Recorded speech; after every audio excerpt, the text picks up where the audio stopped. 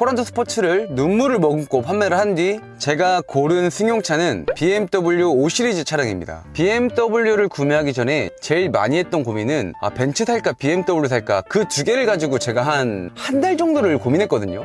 BM을 타자니 벤츠가 아른거리고 벤츠를 타자니 BM이 아른거리고, 그래서 결론을 지었던 건 30살 초중반까지는 BMW를 타고 어느 정도 나이가 찬 다음에는 벤츠를 타자, 이렇게 생각을 했어요. 제가 생각할 때 벤츠는 약간 중후한 맛인데 30살인 제가 타기에는 뭔가 애늙은이 같은 느낌이 있을 수 있겠다, 뭐 개인적으로 그렇게 생각을 했기 때문에 그래서 고른 게 BMW 520D였고, 벤츠가 BM이랑 같은 조건으로 놓고 보면 벤츠가 조금 더 비싼 것도 있어요. 전산에서 보면 요 정도 느낌이거든요. 외관도 굉장히 멋있고, 실내를 보면 이 차량은 지금 검은색인데 제 거는 꼬냑 시트라고 해가지고 흰색 바디에 꼬냑 시트, 정말 최상의 조합으로 골랐고, 제가 BMW를 타면서 이 전자식 기어봉을 처음 써봤거든요. 진짜 척척 감기는 맛도 있기도 하고, 그리고 처음으로 헤드업 디스플레이 HUD를 이때 사용을 해봤어요. 이걸 사용한 이후로 HUD가 없는 차량을 타보면 주행 중에 계기판을 자꾸 아래로 흘기면서 봐야 된다는 것 자체가 매우 불편했고요. 그 뒤로는 어떤 차를 구매하더라도 HUD가 없으면 싸제로라도 달아서 사용하고 있는 상황입니다. 그리고 여기 핸들 보시면 여기 가운데 아래에 핸들 열선이 있어요. 근데 제가 지금 아파트가 주차장이 다 야외에 있기 때문에 겨울철에 손이 그렇게 차갑거든요. 근데 이제 BMW로 넘어오면서 HUD도 생기고 핸들 열선도 생겨가지고 옵션에서 오는 만족도가 굉장히 높았고요. 이 핸들 왼쪽 보시면 어댑티브 크루즈 컨트롤이 들어가 있는데, 그러니까 반잘 주행이잖아요. 고속도로를 달릴 때 어댑티브 크루즈 컨트롤 켜고 커피 먹으면서 노래 들으면서 이렇게 쫙 주행을 해보면 눈물을 머금고 판매했던 그 차량이 잊혀지더라고요. 사람은 사람으로 잊는다고 하잖아요.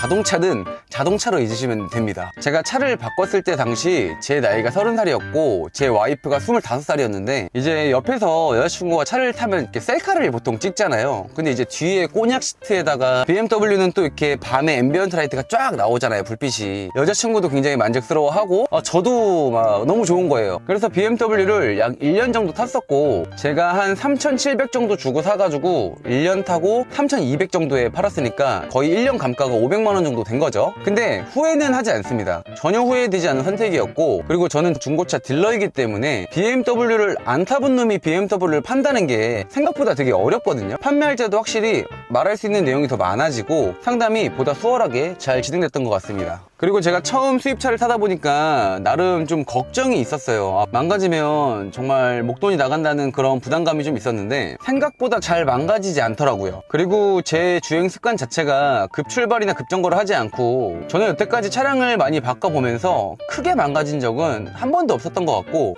뽑기 운이 좋은 건가? 어쨌든 제 인생에서 가장 마음에 들었던 차는 BMW 5 시리즈였다. 옵션이면 옵션, 연비면 연비, 디자인이면 디자인. 3천만 원대로 중고차 구매하는 것 중에 가장 만족도가 높은 건 진짜 뭐니뭐니 해도 BMW 5 시리즈라고 약간 장담할 수 있어요. 제가 BMW를 타보니까 사람 욕심이 또 어떻게 되겠어요? 벤츠를 한번 타보고 싶을 거 아니에요. 근데 이제 벤츠를 사려고 봤더니 마음에 드는 벤츠가 없는 거예요. 생각보다 벤츠는 옵션도 없는데 가격도 그렇게 안 떨어지고, 생각보다 이거 BMW 팔고 벤츠 타는 게 맞나? 이런 생각이 들 정도로 마음에 드는 매물이 안 나와서 우선 BMW를 팔았어요. 팔고 제가 매입해놨던 기아의 레이가 한 대 있어가지고 그 레이를 한 3개월 정도 탔던 것 같아요. 제가 탔던 레이는 그렇게 비싼 레이가 아니었는데요. 사고가 엄청 많았고 2010년식에 16만 킬로 탄 레이였는데 아마 지금 시세로 보면 한 450 정도 될 거예요. 지금 보이시는 이 정도 레이를 탔는데 BMW를 타다가 레이를 타니까 진짜 속이 뒤집어지는 줄 알았습니다. 엑셀을 밟는데 차가 안 가요. 안 가기도 안 가는데 특히 언덕 올라갈 때 엑셀 밟을 때마다 레이가 굉음을 내거든요.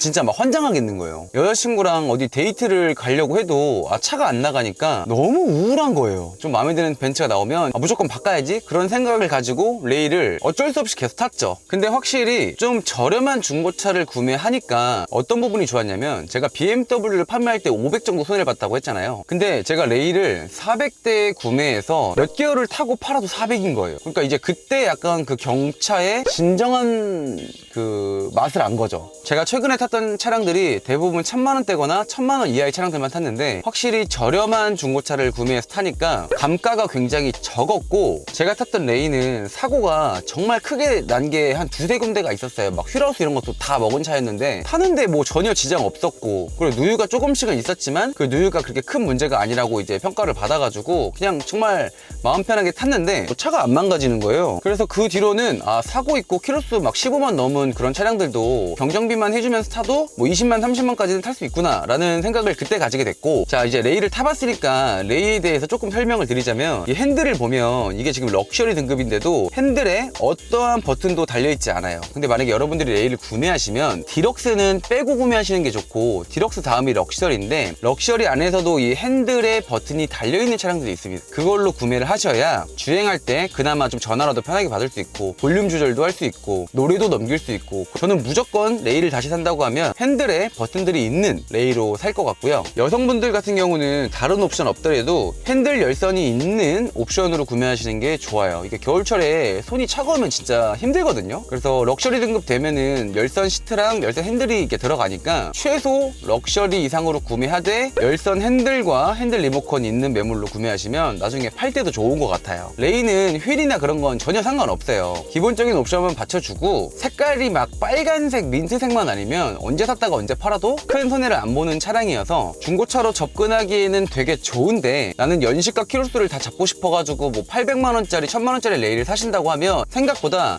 신차로 구매하는 것과 그렇게 크게 차이가 안 는 가격대거든요. 만약에 내가 레이를 살 건데 여유가 좀 있으시면 그냥 신차로 뽑아서 타시다가 나중에 중고로 파시는 것도 나쁘지 않은 선택인 것 같다. 그리고 레이의 정말 큰 장점은 뒷좌석이 정말 너무 편하다는 거죠. 185짜리 친구 2명이 타도 다리 쭉 뻗고 갈 수 있을 정도로 차가 넓기 때문에 저는 레이 진짜 괜찮은 차였어요. 안 나가는 거 빼고 사람 4명 타고 언덕 올라갈 때 진짜 비명 질러요, 차가. 더 살려달라고. 그래서 레이를 쭉 타다가 제 여자친구 출퇴근용으로 그냥 차량을 줬습니다. 출퇴근 거리가 굉장히 가까운데 겨울철에 버스를 타고 이동을 했거든요. 그래서 그게 좀 안쓰러워서, 그래서 이제 벤츠를 진짜 사야지 했는데 제가 다음번에 구매한 차가 벤츠가 아니에요. 뭐냐면 마세라티의 기블리 차량입니다. 아니 갑자기 기블리가 왜 나와? 제가 이때 당시 나이가 31살 후반이었던 것 같은데 이것도 아주 스토리가 재밌습니다. 어떤 느낌의 마세라티였냐면, 마세라티 기블리에 3.0 스포츠를 탔어요. 파란색 기블리의 시트가 브라운 시트잖아요. 제가 이걸 탔어요. 왜 탔냐면, 그러니까 저한테 중고차를 구매하러 오신 분께서 이 차량을 팔아야 구매할 수 있다라고 말씀하셔서 정말 그렇게 매입할 마음이 별로 없는 차긴 했는데 뭐 어떻겠습니까? 이제 장사를 하려면 내가 매입하기 싫은 차량도 매입을 해야 되는 게 저희 숙명이잖아요. 이때 이 가격이 3천만원 초반이었거든요.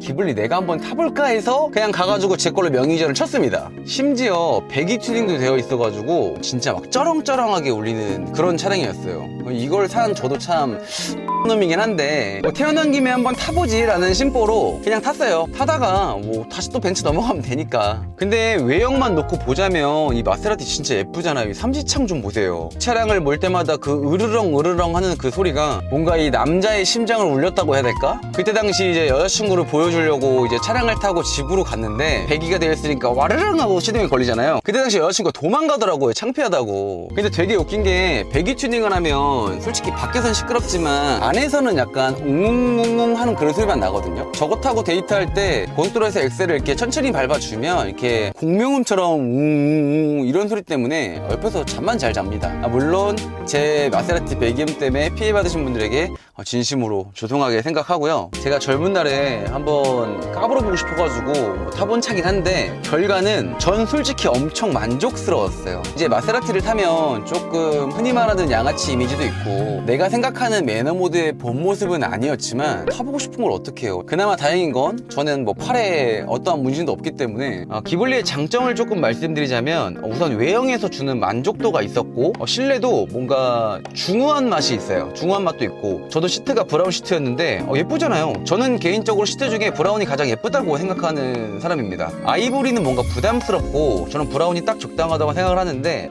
젊은 파란색 외형과 그리고 브라운으로 조금 럭셔리함을 더했고, 좀 웃긴 이야기이긴 한데 보통 차량들은 오른쪽에서 시동을 거는데 이 마세라티는 핸들 왼쪽에 시동을 거는 스타트 버튼이 있습니다. 그래서 차 문을 열고 그냥 브레이크 밟고 스타트 버튼을 더 편하게 누를 수 있거든요. 근데 그런 부분에서 오는 특별함, 다른 장점을 말씀드리고 싶은데 디자인 외적 요소를 제외하고는 크게 만족도가 딱히 말씀드릴 게 없는데, 제가 이제부터 말씀드리는 단점은 제가 차량을 판매한 이유일 것 같아요. 첫 번째 단점은 장점이랑 겹치는 부분이기도 한데 외형입니다. 이 마세라티 기블리를 저처럼 막 31살, 32살 때 이렇게 타고 다니면 저놈 약간 사기꾼인가? 불법 하는 앤가? 좀 놀았나? 이런 시선으로 바라볼 수도 있다는 게 단점인 것 같아요. 그리고 저는 영업직이고 특히나 중고차 영업을 하고 있는 사람이기 때문에 이미지가 굉장히 중요하다고 생각을 하거든요. 이 마세라티를 타고 손님을 응대한다는 게 굉장히 보기 안 좋을 수 있겠다라는 생각을 했고요. 두 번째는 이게 3.0 휘발유였는데 기름을 미친 듯이 먹습니다. 제가 손님을 태우고 차량을 보러 다닐 때 제 차로 다닐 거 아니에요. 이 기블리를 타고 왔다 갔다 하다 보면 버는 돈보다 기름값으로 더 많이 쓰는 것 같아요. 도저히 영업용으로 쓰기에는